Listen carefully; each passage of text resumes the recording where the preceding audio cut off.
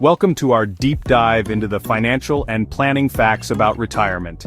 We're going to be wading hip deep into 401ks, IRAs, and God forbid the words actuarial tables. Stick around because we've got some surprising and funny insights that you won't want to miss.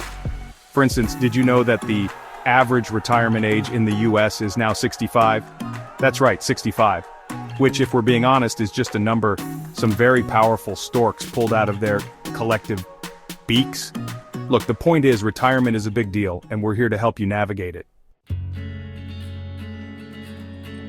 So, let's talk about that average retirement age, shall we? 65. It sounds so official, doesn't it? Like it was etched in stone by the founding fathers, right between life, liberty, and the pursuit of happiness, and don't eat the paste. But in reality, the average retirement age is a moving target. Men are retiring a little later, women a little earlier, and then there are those folks who retire early. Now, some of them retire early because they've been diligently squirreling away money like a squirrel, preparing for the apocalypse, which, let's be honest, is a pretty solid plan. But then you've got the other folks, the ones who retire early due to job loss, health issues, or just realizing they can't stand their boss anymore. And to them I say, welcome to the club, my friend. The snacks are terrible, but the company is, well, it's mostly just me talking about retirement. And speaking of terrible snacks, let's talk about everyone's favorite social safety net, Social Security. Now, Social Security is a wonderful thing. It's designed to provide a financial cushion for those golden years when you're supposed to be relaxing and enjoying life. It's the financial equivalent of a warm blanket on a cold night, assuming that blanket was woven from tax forms, and occasionally poked you with knitting needles of bureaucracy. The system is funded by the taxes you pay throughout your working life. The idea is simple. You pay into the system while you work, and then, when you reach a certain age, you get to collect a monthly check. This check is meant to help cover your living expenses when you're no longer earning a regular paycheck. But here's the catch. The amount of that check depends on when you start collecting. The earlier you start, the smaller the check. You can start taking Social Security as early as 62, but if you want the full amount, you have to wait until you guessed it, 65, and even then, it's not as simple as it sounds. And if you're really feeling lucky, you can wait until you're 70. Yes, 70. By waiting, you can increase your monthly benefit significantly.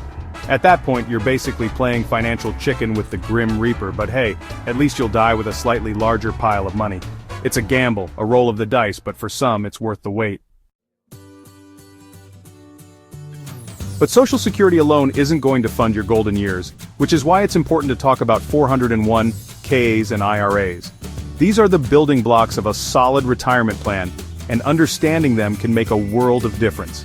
These are the retirement savings accounts that your financial advisor has probably mentioned once or twice, usually while you were busy trying to remember if you'd paid your electricity bill. It's easy to get lost in the jargon and numbers, but let's break it down. And look, I get it, these accounts can seem about as exciting as watching paint dry on a beige wall. But the truth is, they are crucial for your financial future. But trust me, they're important. They offer tax advantages and can help you build a nest egg that will support you in your later years. With a 401k, you're basically telling your employer to take a little bit of money out of your paycheck before taxes and put it into an account that you can't touch until you retire. This not only helps you save, but also reduces your taxable income. It's like a savings account that punishes you for trying to access your own money. But this restriction is actually a good thing because it ensures you won't spend it prematurely.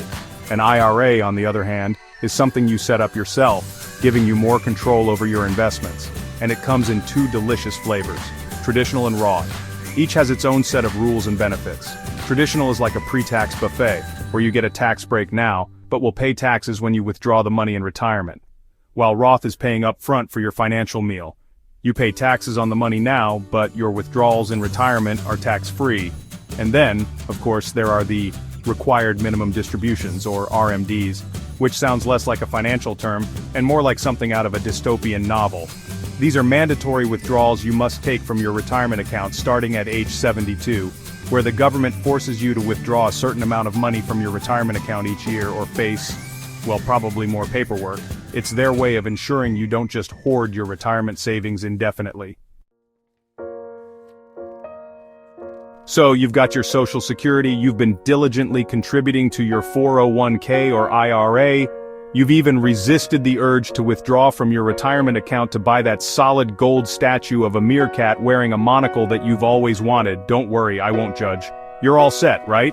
Well, not so fast. Because here's the thing. A lot of people retire with less money than they expected. In fact, the average retiree has a shockingly low amount of money saved. We're talking can't afford to buy a new pair of socks low, relying on coupons and the kindness of strangers low, eating ramen noodles for every meal low. And look, I love a good bowl of instant noodles as much as the next guy, but I don't want to eat them for breakfast, lunch, and dinner for the rest of my life. That's why it's so important to start saving early and often. Because the sooner you start, the more time your money has to grow. It's like planting a tree. The best time to plant a tree was 20 years ago. The second best time is today.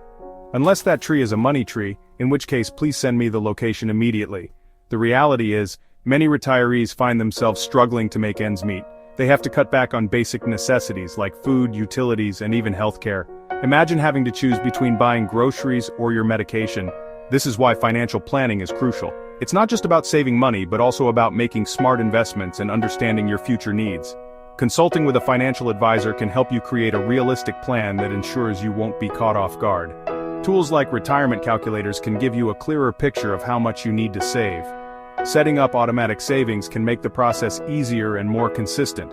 With the right approach, you can look forward to a retirement that's not just about surviving, but thriving. So start planting those financial seeds today and watch them grow into a secure future. And finally, we come to the granddaddy of them all, healthcare costs. Because let's face it, getting old is expensive. Your body starts to fall apart, your bones creak like an old pirate ship, and suddenly you're spending more money on medication than you ever thought possible. And while Medicare does help cover some of those costs, it doesn't cover everything. So, if you want to keep your teeth and your vision, you might want to start a piggy bank specifically for those expenses, or you could just embrace your inner pirate and start wearing an eye patch and gnawing on hardtack, your choice.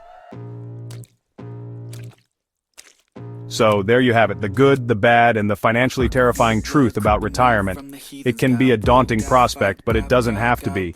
With a little planning and a lot of humor, you can face your golden years with confidence. Thanks for watching. Remember, planning for retirement is no joke, but a little humor can make the process a lot more bearable. Don't forget to like, subscribe, and share this video with anyone who needs a laugh and some solid financial advice today.